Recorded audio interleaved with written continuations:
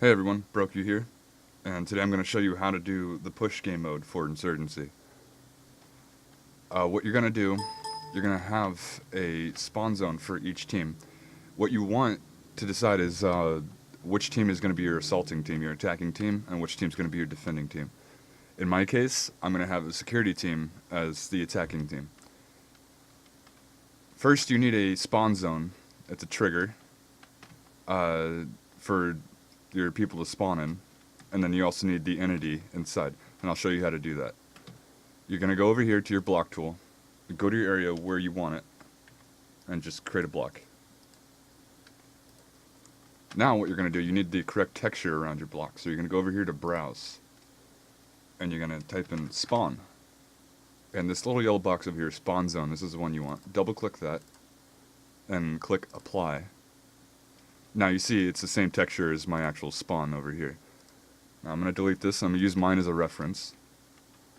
Double click this, and what you need, you're not going to have this. You have to type Control T to make it an entity, and then go up here to class and type ins_spawn zone, and then click accept. What you're going to have is this list of things you got to fill out. You don't have to do all of it. Some of them are really important. Not all of them are. To start, you need to name it, and name it something simple that you'll remember, because this name will be important for later. For mine, I have SZ_A, something simple, spawn zone _A. Go down to start disabled, always have this as yes. Go down to team number, fill out your team number, or team whatever. In my case, it's security. And don't worry about block zones just yet. Next thing you're going to do, you're going to go inside the spawn zone, and you're going to go to your entity tool, go down over here, click on objects, and type in spawn, ins_spawn point, and then click on the map. This is your spawn point. The only difference between this and this is that this is assigned to a world model. That way you can tell which way you're facing when you spawn in. As you can see with the box, you can't really tell which way I'm facing. I could be facing any direction. If you want the world model, all you have to do is double click on the box, go over here where it says world model, click browse, and then type in a model. In my case, it doesn't matter what you type in. I have security. So I typed in security. This little guy comes up. There's other models. Doesn't matter. Click OK. Go over here, click apply. And as you see, it was actually facing this way. So, what you want to do, you want to fill out one of these guys, and then you're going to duplicate that guy to save you some time. That way you don't have to do it for every single one. So, to start, name him. That way you can group him later, so it can make it more organized and you're more efficient that way. So, I have SEC_1 for security 1. Start disabled, always yes. Go down to team number, sign them to the correct team, in my case security. And then for the first spawn point for the attacker side, they don't have an associated control point. We'll leave this empty if they're only on the attacking team. The defending team has a point, and I'll show you that in a little bit. Next, go over to flags, and always have this clicked for your spawn points, controlled by a spawn zone. Okay, and what you can do when you fill this out, you can just go over, hover over him, hold shift, and then click, and then drag. This will duplicate him. And just keep doing that until you have enough, however much you want. The reason why I said to name him, because what you can do, if they're all the same thing, go over here, click mark, and they're all selected. So you can do easy changes. So if you forgot to do start disabled, just go over here, click yes, and it'll change it for every single one of them. Also, if you would like to move them, you have them already selected, so you can just go over here and just drag them around. Saves you time. Alright, so that's pretty much set for the first spawn zone for the attacking team. Let's start on the defending team now. So, the insurgent side spawns all the way over here. This is their spawn zone. So I'm going to double click this. You're going to do the same exact thing as what I did earlier. You're going to make the block, assign it the correct texture, which is the spawn zone texture, and then Control T, ins_spawn zone. Now you're right back to where you started.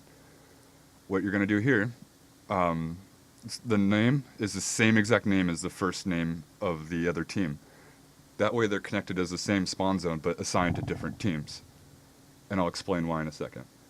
Go down, start disabled, yes. Team number is different. It's to insurgents. Don't worry about block zones just yet. Next, you're going to do the same exact thing, assign your little guys. You're going to go to name, mine is INS_A, that way they're all triggered the same if I mark. Start disabled, yes. Team number, insurgents. Go down to associated control point. This is important. The defending team has to have the first control point as their associated control point in order for this to work.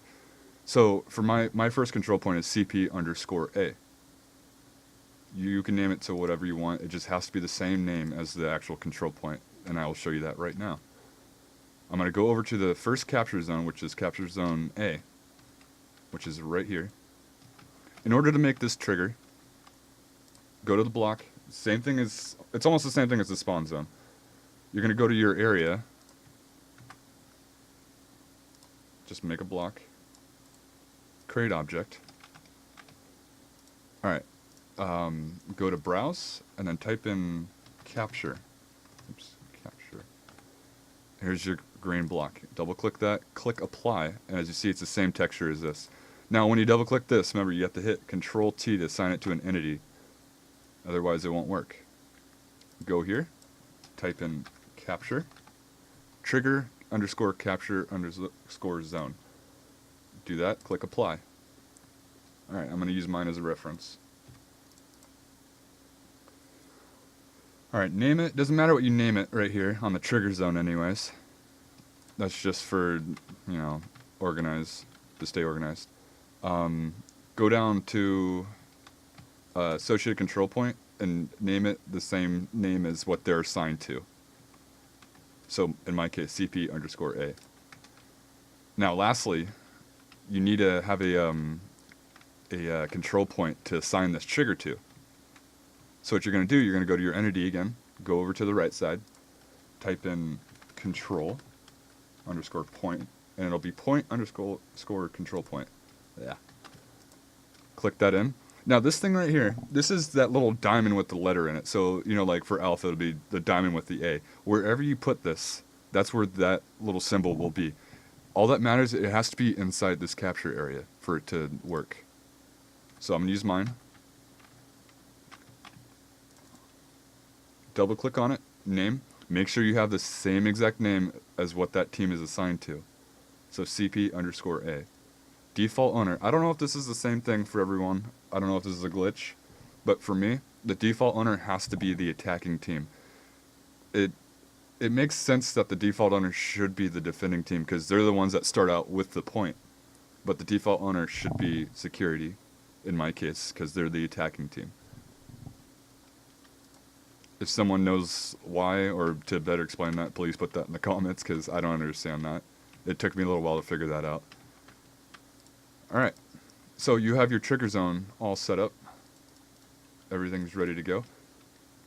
So that now you want the next spawn zone for when this point actually does get captured. You want the attacking team to move forward and progress through the map, right? And then also the same thing with the defending team. You want that defending team to move back. That way you can move to the next point, and it's a balanced map. So to start that, you're going to do the same exact thing as the spawn zone. You're going to make that giant box, or in my case, the giant box. Assign it the correct texture, which is the spawn zone texture. Control T when you click on it. Assign it to an entity. And then INS_spawn zone is that entity. What you're going to do for this one, you're going to name it SZ_B for, you know, the capture of the B zone, or point B. Go down, start disabled always, and don't worry about block zone. Team number, assign it to the team that you want to spawn there, which in my case, security. Next, put your entities, your spawn point entities in. Name it so you stay organized. Start disabled, yes. Team number, assign it to the correct team. And then the associated control point. Where it gets kind of confusing here, the associated control point is the point that the team owns. So when the security team captures A, which was back here, that point we just made. When they capture A, they're now assigned to this point. So when they're assigned to this point, they'll start spawning wherever this spawn zone is assigned to. In this case, it's here. So when they capture this, they're going to start spawning here. But make sure your flags, when you have these selected, make sure your flag is always set to controlled by spawn zone. Because if you don't have that set, they'll spawn back at their original spawn zone or a different one even. And your map will just be a mess. So what you're going to do, you're just going to leapfrog back and forth for every single one of these spawn zones until you get to the last spawn zone, spawn zone C, sorry. So you can do the same thing with this insurgent team. You're going to move them back to wherever you have them next. So in this case, it's here. You're going to name them spawn zone _ B, because that's the second spawn zone. You're going to strike disabled yes, team number, insurgents, because it's assigned to them. And then you're going to go place your little guys, same exact thing, name INS _ B, so that way they stay organized. Start disabled yes, team number, assigned to the correct team number. Associated control point, they're assigned to defend B, which is over here. And when this gets captured, they get moved. Same thing with the security team. When this gets captured, they get moved to this point. So they'll get put over here, which their associated control point is B, because they now own B, if that makes sense. You're going to do the same thing over and over for each control point and spawn point. So just loop that. Make sure you have the names correct, because that's very important for later. I'll show you here. The text file has to be the correct names in order for this mode to work, or any mode, rather. And I will show you this and the cache point in the next video.